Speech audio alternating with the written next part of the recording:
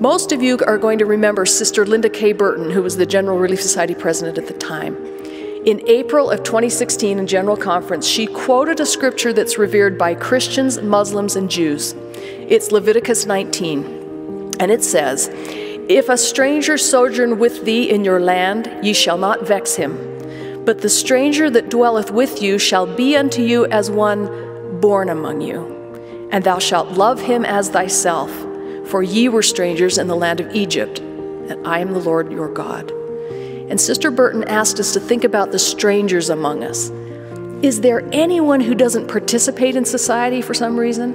Somebody who's on the periphery because of language or background or disability or religion, family status or life choices, anything that they're not fully participating in the circle?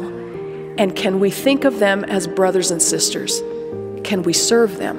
As true disciples of Jesus Christ, these habits of fearless courage, of being willing to serve and help people with their problems, and of thinking of people in terms of brothers and sisters, these habits should be with us all of our lives.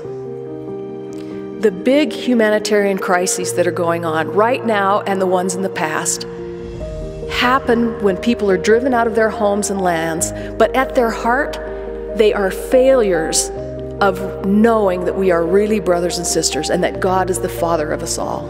That's the root cause of what's happening in the world. And when we respond in a humanitarian way, we can send bushels of food, we can dig wells, we can build latrines, we can put up schools and health centers, and we can settle people into apartments.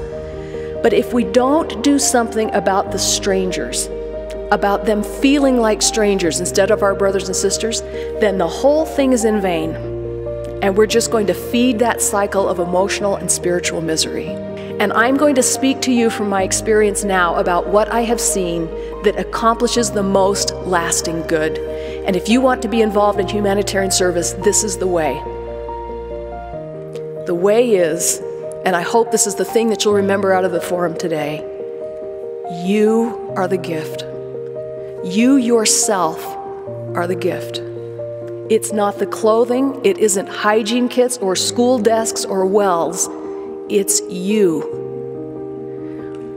What would it look like if each of us were our own well-stocked humanitarian organization? But instead of giving out tangible goods in foreign locations, we had the richness of dispensing healing and friendship and respect and peaceful dialogue and sincere interest and protective listening of children and birthday remembrances and talking to the stranger.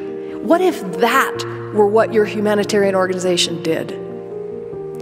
This kind of humanitarian work can be done by anybody, and it can be done at any time.